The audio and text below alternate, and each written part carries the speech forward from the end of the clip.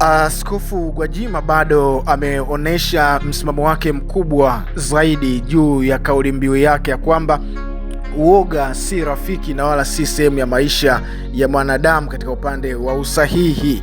Amezidi kudhihirisha msemo wake wapo kwa jinsi ambavyo amejitokeza na kuweza kuzungumza mengi makubwa akiwa anawahubiria waumini wake kanisani. Amesihi na kusisitiza kuwa katika kila siku za maisha mtu haupaswi kuwa muoga wa kufanya chochote, kwa sababu unaweza ukawa umeamua kuogopa kufanya jambo fulani kwa kuweza kuogopa kwamba akifanya kitu fulani utaweza ukafariki. Lakini Askofu Gwajima amekuwa na msimamo mkali zaidi, amezidi kuonesha zaidi kwamba yeye ni panga likatalo kuwili, yani kama ni moto tu. Amesema kwamba katika maisha yake kitu ambacho hatoweza kuja kukifanya ni kumuogopa binadamu au kuogopa watu, na ningali kwamba yeye ameumbwa na kusudi la Mungu, na kitu ambacho kitakachomuondoa duniani si mkono wa mtu bali ni mkono wa Mungu. Na amesihi na kusema kwamba kwa wakati huu watu ambao wanadhania kwamba anaweza akafa, ni kweli anaweza akapoteza kweli, ndiyo maisha, lakini kwa kiasi kikubwa amesisitiza kwamba hawezi kufa kwa sababu ya binadamu ametaka kufa, ametaka kumuua yeye afe, ila atafariki dunia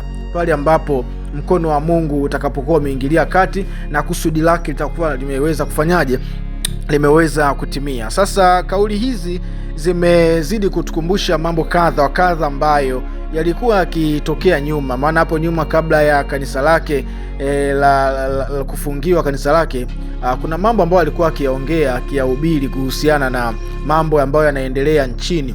Kwa jinsi ambavyo mambo yalivyokuwa yamezidi kusonga mbele na kuwa makubwa kiasi vile, basi Askofu Gwajima akawa ameondoka na kukimbia kanisa lake, na baadaye kanisa kufungiwa kabisa.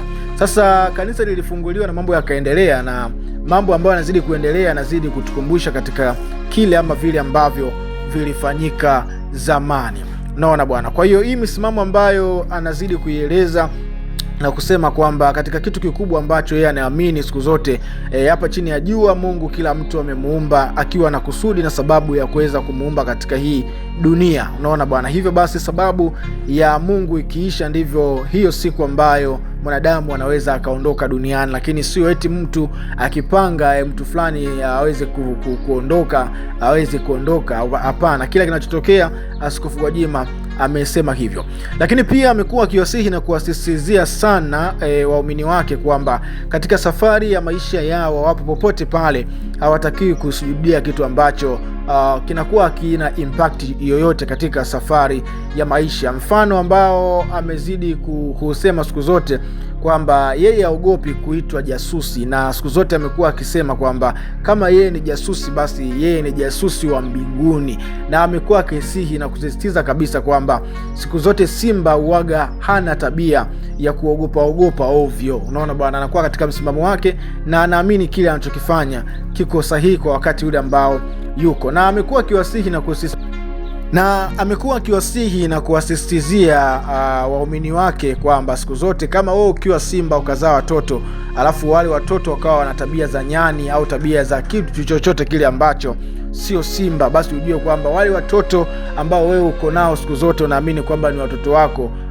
Hiyo ni saikolojia ndio inaamini hivyo, lakini kiuhalisia wale watoto hata kama wakiwa wanafanania vipi na simba katika muonekano wa nje, lakini ndani hao sio watoto wako, kwa sababu simba siku zote huwa ana tabia ya kumzaa simba. Unaona bwana, kama jinsi ambavyo simba wanavyoonekana polini, tabia ambayo anayo simba baba, simba mama, ndiyo hiyo tabia ambayo atakaokuja kupata mtoto ambaye atakayezaliwa. Kama jinsi ilivyo siku zote mtoto wa nyoka ni nyoka afundishwi kuuma, ndivyo ambavyo amekuwa akimaanisha siku zote Askofu Gwajima. Askofu Gwajima amekuwa akionyesha hilo, na baadhi ya watu wamekuwa wakitoa maoni yake na kusema kwamba hakika huyu ndiye mtumishi wa kweli ambaye yuko duniani hapa kulitimiza kusudi la kweli, lakini pia kuongea ukweli bila uoga na kumtanguliza Mungu, kuamini kwamba yeye Mungu ndiye kila kitu katika safari ya maisha yake.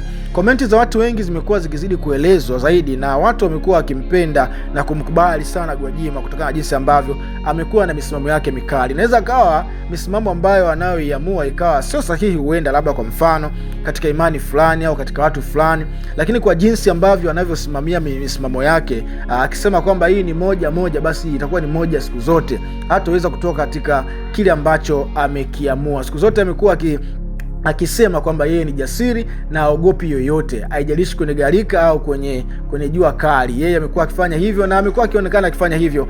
Kwa hiyo kama amekuwa akifanya misimamo ambayo inakuwa sio sahihi, sio salama, lakini ni mtu ambaye anasimamia misimamo yake kila iitwayo leo. Naona bwana. Kwa hiyo ni moja kati ya vitu ambavyo vimeendelea kuonekana kusikika zaidi katika mitandao ya kijamii, na jinsi ambavyo Askofu Gwajima avuzidi kuteka mitandao ya kijamii kwa sasa, na kutokana na jinsi ambavyo maneno yake anayoongea amekuwa kiukweli amewa-inspire watu wengi. Siwezi kusema wote, watu wengi, kwa sababu huwezi kukubalika na watu wote, lakini pia huwezi kupendwa na watu wote. Wale watu ambao wamemkubali Askofu Gwajima wamekuwa wakijifunza vitu vingi zaidi kutokana na misimamo ambao.